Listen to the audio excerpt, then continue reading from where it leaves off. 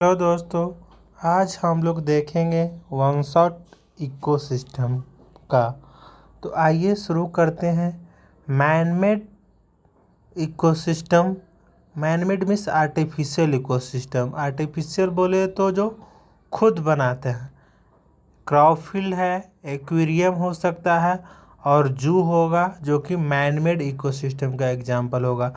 दूसरा terrestrial ecosystem के बारे में, forest, grassland, desert terrestrial ecosystem का एग्जाम्पल है।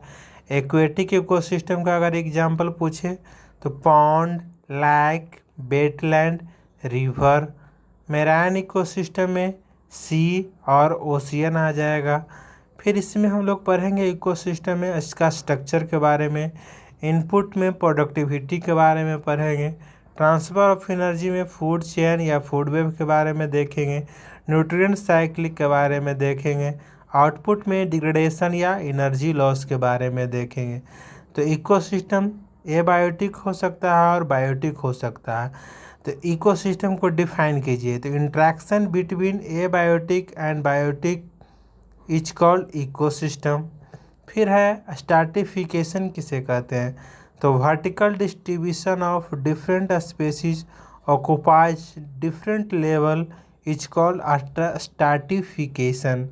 जैसे एग्जाम्पल हर्ब या sea grasses, shrub, tree, top हो गया। तो जो बॉटम हो गया हर्ब हो गया और टॉप हो गया जो ट्री हो गया। तो वर्टिकल डिस्ट्रीब्यूशन में जो अलग अलग स्पेसीज को डिनोट कर रहा है उसी को स्ट्रैटिफिकेशन बोलते हैं।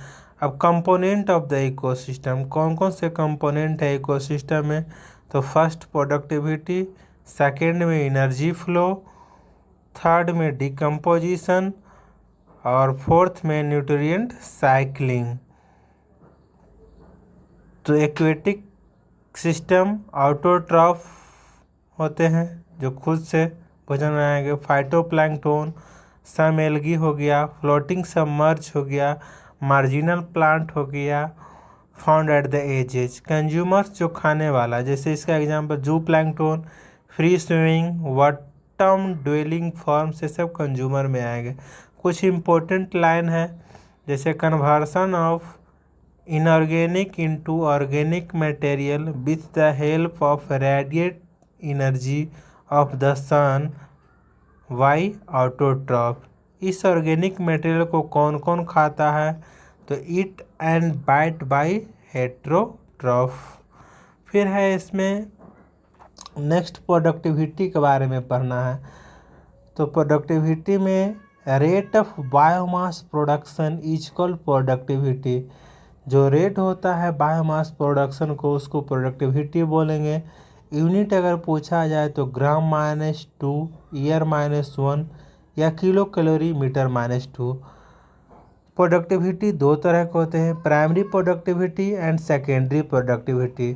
Productivity divided into gross primary productivity and net primary productivity. तो ग्रॉस प्राइमरी प्रोडक्टिविटी जो होता है इसको हम लोग बोलते हैं, डिफाइन करेंगे, rate of production of organic matter during photosynthesis.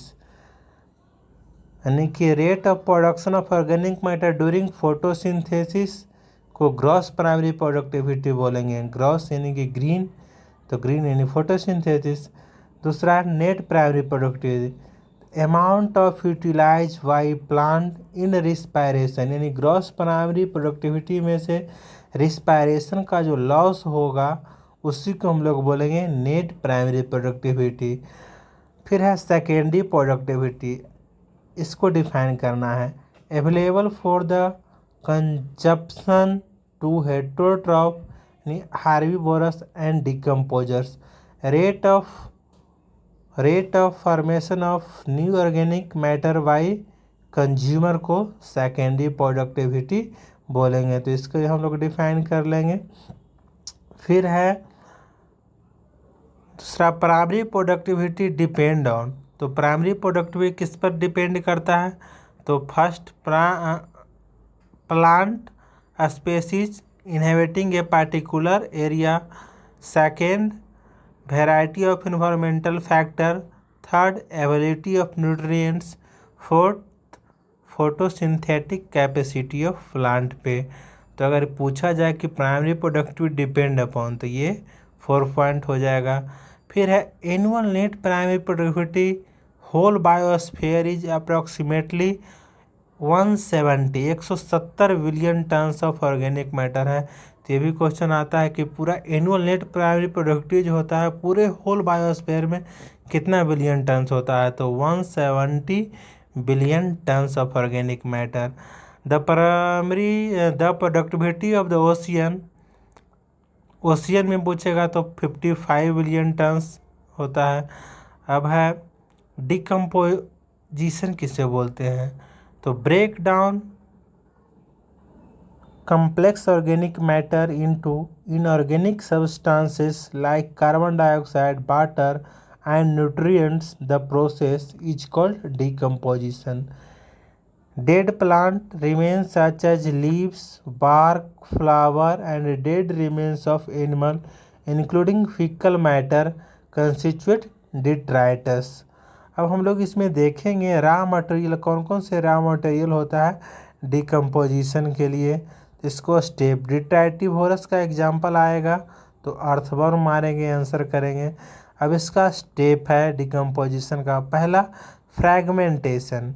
तो fragmentation large detritus is converted into small detritus, यानी कि लार्ज मोलिक्यूल के छोटे छोटे पार्ट में कन्वर्ट कर देगा, उसको फ्रैगमेंटेशन बोलेंगे।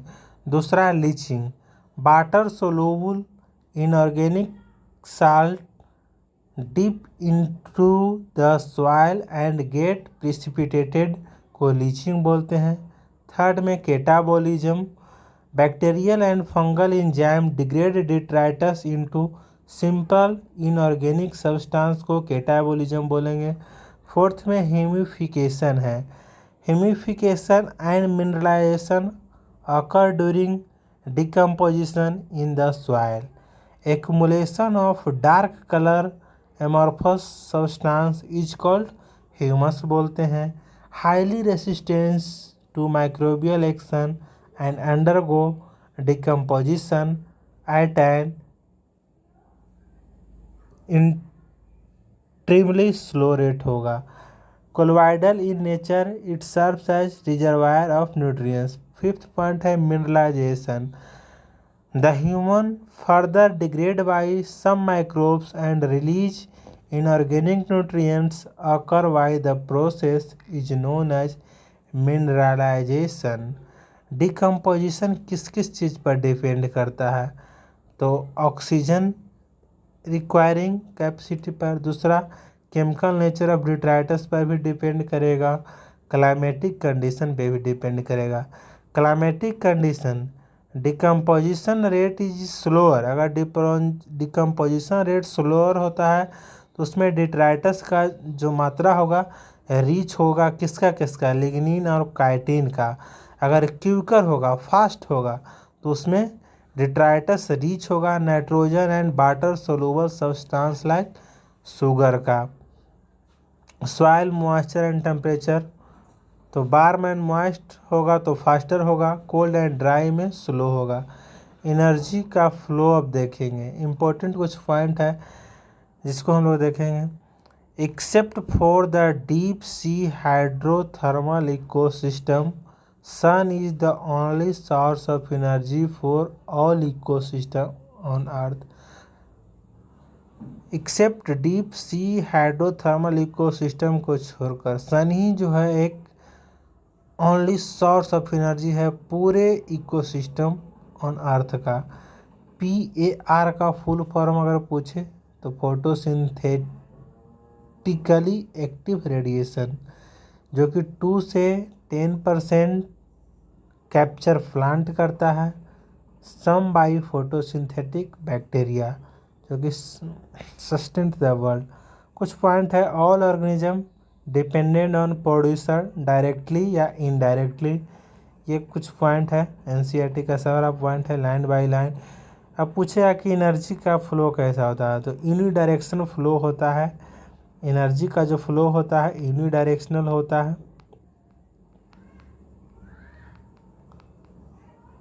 अब हम लोग नेक्स्ट देखते हैं,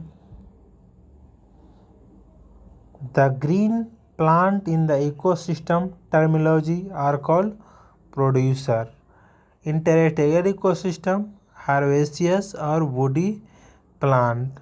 primary producer in aquatic ecosystem. Primary producer aquatic ecosystem में कौन कौन होगा? Phytoplankton, algae, higher plant. Food chain में consumers and also heterotroph.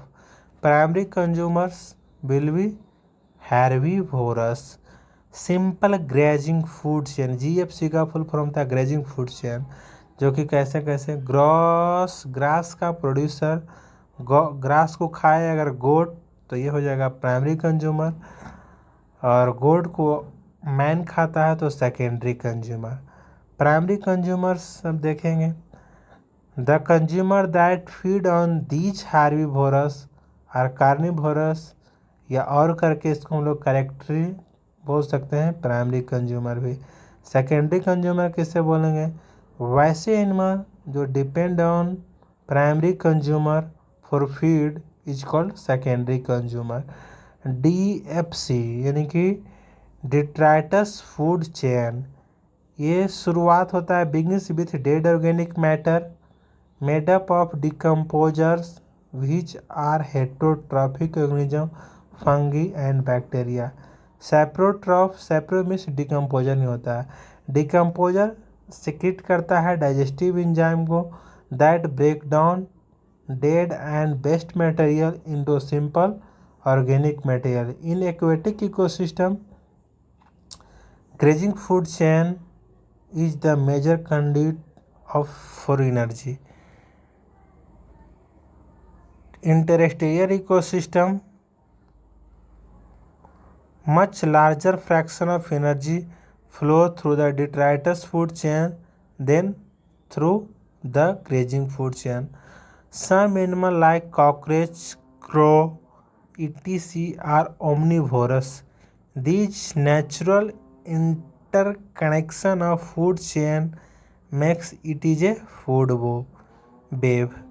Based on the source for their nutrition or food, organisms occupy a specific place in the food chain that is known as their trophic level. Producer belong to the first trophic level. यहाँ पे एक chart दिया गया है, जैसे कि primary producer यहाँ पे है। Primary producer first trophic level में आता है प्लांट, जिसका एग्जाम्पल फाइटोप्लैंक्टन, ग्रास या ट्री होता है। प्राइमरी प्रोड्यूसर के बाद प्राइमरी कंज्यूमर होता है, प्राइमरी कंज्यूमर के बाद सेकेंडरी, फिर टर्सरी। तो प्राइमरी कंज्यूमर में सेकेंड ट्रॉफिक लेवल शुरू हो जाता है, जो कि हार्बिवोरस जिसको बोलते हैं, जिसमें एग्जाम्पल हो जाएगा जू प्लैंक्टन, ग्रासोहोपर एंड काऊ। इसको हम लोग फर्स्ट 1 डिग्री कंज्यूमर भी बोल सकते हैं। सेकेंडरी कंज्यूमर कहने का मतलब थर्ड ट्रॉफिक लेवल यानी कार्निवोरस, बर्ड, फिशेज, वॉल्फ, यानी कि first 1 degree carnivorous. Tertiary consumer means fourth trophic level यानी टॉप कार्निवोरस, जैसे मैन हो गया, लायन हो गया, इसको हम लोग 2 डिग्री कार्निवोरस बोल सकते हैं। Each trophic level has a certain mass of living material at a particular time is called standing crop. Standing crop पूछेगा कि क्या है, तो each trophic level has a certain mass of living material at a particular time is called standing crop. Standing crop is measure as the mass of living organism और the number in a unit area को बोलते हैं। The number of traffic level in the grazing food chain as restricted as transfer of energy flow 10% law. Lindeman का एक law है जिसमें कि 10% energy का फ्लो होता है। तो ये हो गया, और नेक्स्ट जो है सेकेंड लेक्चर में आगे का और टॉपिक देखेंगे। अगर अभी तक आप मेरे चैनल को सब्सक्राइब नहीं किए हैं तो प्लीज़ सब्सक्राइब एंड कमेंट करके ज़रूर आप बताएं कि आपको ये वीडियो कैसा लगा। Thank you. हेलो दोस्तों, आज हम लोग इकोसिस्टम का लेक्चर 2 इसमें इकोलॉजिकल पिरामिड के बारे में देखेंगे। तो आइए स्टार्ट करते हैं। इकोलॉजिकल पिरामिड जो होते हैं 3 टाइप्स का होता है। First, pyramid of number. Second, pyramid of biomass. Third, pyramid of energy. तो ये जो 2 होता है, पिरामिड ऑफ नंबर और pyramid of biomass, upright and inverted दोनों हो सकते हैं, लेकिन पिरामिड ऑफ एनर्जी जो होता है ऑलवेज अपराइट होता है। तो ये बात ध्यान रखना है। तो फर्स्ट, पिरामिड ऑफ नंबर का जो डायग्राम दिया गया है उसको हम लोग देखेंगे। प्राइमरी प्रोड्यूसर में, फिर प्राइमरी कंज्यूमर, फिर सेकेंडरी कंज्यूमर, फिर टर्सरी कंज्यूमर में ट्रैफिक लेवल जस्ट लोअर से हायर की ओर जाएंगे तो ये डिक्रीज करते हुए जाएगा नंबर ऑफ इंडिविजुअल। तो ये एक याद रखना है। फिर है दूसरा में पिरामिड ऑफ बायोमास। ये sharp decrease in biomass at higher trophic level, ये भी डिक्रीज करेगा हायर ट्रैफिक लेवल की, जैसे जैसे बढ़ेंगे डिक्रीज करेगा। जैसे प्राइमरी प्रोड्यूसर में 809 है, प्राइमरी कंज्यूमर में 37 है, यानी कि ऊपर की ओर डिक्रीज करते जाएगा। Inverted pyramid of biomass, a small standing crop of phytoplankton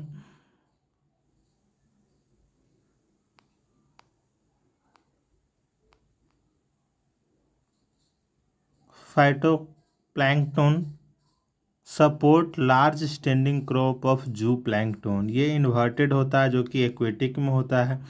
और पिरामिड ऑफ एनर्जी जो होता है ऑलवेज अपराइट होता है, जो कि लास्ट वाला डायग्राम है, जो कि इसमें प्राइमरी प्रोड्यूसर में 10,000, फिर प्राइमरी कंज्यूमर में 10% डिक्रीज करते जा रहा है, 1,000, 100, फिर 10 joule.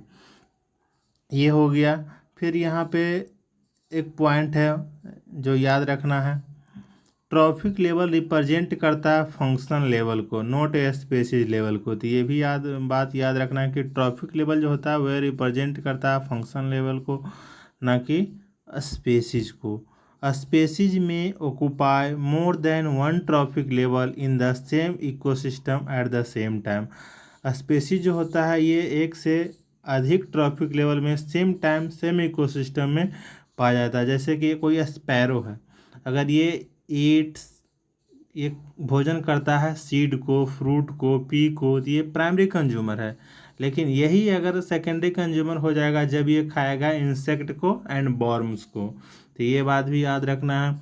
All the pyramid of energy and biomass are upright, ये भी पॉइंट याद रखना है।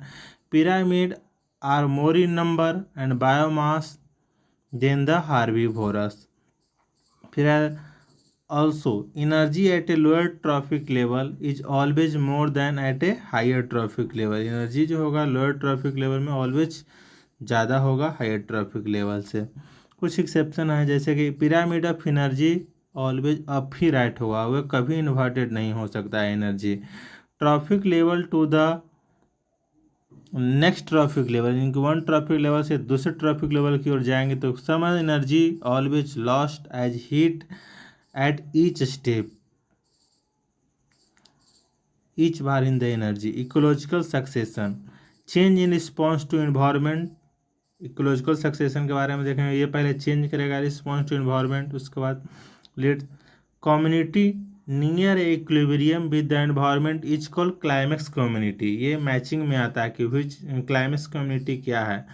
तो ये जो community near a equilibrium with the environment is called climax community. Gradually and fairly predictable change in species composition is called ecological succession. इसके बाद है the entire sequence of community that successfully change in a given area is called sere. फिर succession के बारे में देखेंगे, 1 degree succession और 2 degree succession. तो 1 डिग्री सक्सेशन जो होता है 1 डिग्री सक्सेशन और 2 डिग्री सक्सेशन। 1 डिग्री सक्सेशन जो होता है हमेशा नए स्थान पे होता है। न्यूली कूल्ड लावा एग्जाम्पल बहुत इंपॉर्टेंट है, याद रखना है। वेरी रॉक में होता है। न्यूली क्रिएटेड पॉन्ड रिजर्वायर, यहाँ पे 1 डिग्री सक्सेशन होता है। ये सक्सेशन जो होता है 1 डिग्री स्लोअर होता है। It takes millions of year for soil formation में लाखों साल लग जाता है। बट सेकेंडरी सक्सेशन जो होता है ये begins in area where natural biotic community have been destroy such as forward burned और कट फॉरेस्ट, फ्लड वगैरह आ गया, जंगल में आग लग गया तो उससे उस समय नष्ट हो गया। लेकिन फिर ये सक्सेशन जो होता है 2 डिग्री, इसमें सक्सेशन का जो रेट होता है फास्टर होता है, क्योंकि सेम कुछ सॉइल जो होता है वो वहाँ पे रह जाता है, इसके कारण से सेकेंडरी सक्सेशन फास्टर होता है और फर्स्ट 1 डिग्री सक्सेशन जो होता है स्लोअर होता है। तो ये याद रखना, succession were taking place in water on a land proceed similar to climax community. Succession of plant based on habitat के आधार पे 2 तरह के, हाइड्राइज सक्सेशन और जिराज succession.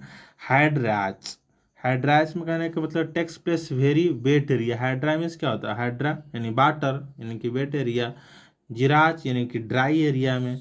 Hydric to mesic condition, या जिराज जो होता है xeric to mesic condition.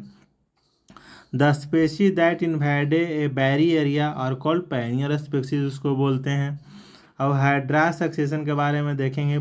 Pioneer जो होता है उसमें स्मॉल फाइटोप्लैंक्टन आता है, उसके बाद रूटेड सबमर्ज प्लांट होता है, फिर रूटेड फ्लोटिंग एंजियोस्पर्म होता है, फिर फ्री फ्लोटिंग प्लांट होता है, फिर मार्श मैडो होता है, फिर ट्री होता है, फिर वाटर बॉडी लैंड आ जाता है। जिराज में पायोनियर स्पेशीज इन्वेड, इसमें एक पॉइंट है, invade a base area usually lichens secrete acid to dissolve rock helping in weathering and soil formation में लाइकन का यूज करते हैं। तो ये एक पॉइंट इसमें याद रखना है। फिर very small plant like bryophyte which can be holded in less water quantity. Succession by bigger plant stable climate community. फिर है remains stable teen event in unchange. फिर है जीरोफाइटिक टू मेजोफैटिक, ये जिराज सक्सेशन के लिए है।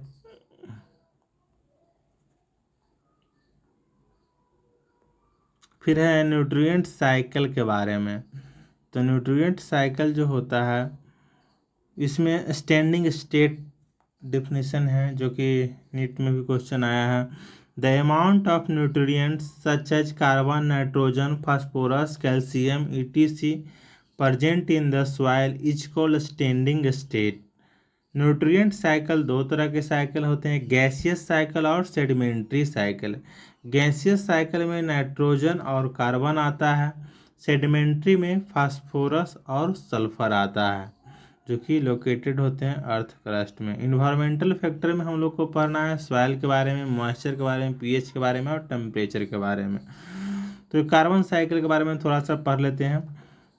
Fossil fuels are represent a reservoir of carbon. Carbon occurs through atmosphere, ocean and through living and dead organisms से। Decomposer also contribute sustainability to CO2 pool by their processing of water material and dead organic matter of land or ocean। फिर है phosphorus cycle. Phosphorus is a major constitute of biological membrane, nucleic acid and cellular energy transfer system. The natural reservoir of phosphorus is rock which contains phosphorus in the form of phosphate। फिर है ecosystem service, जो कि the product of ecosystem process are named as ecosystem service. For example healthy forest ecosystem purify air and water, mitigate drought and food cycle, nutrient generate fertile soil, provide build life habitat, maintain biodiversity, pollinate crop, provide storage। ये सब ecosystem service में आता है। तो ये lecture first और lecture second पूरा ecosystem complete हो गया। Thank you.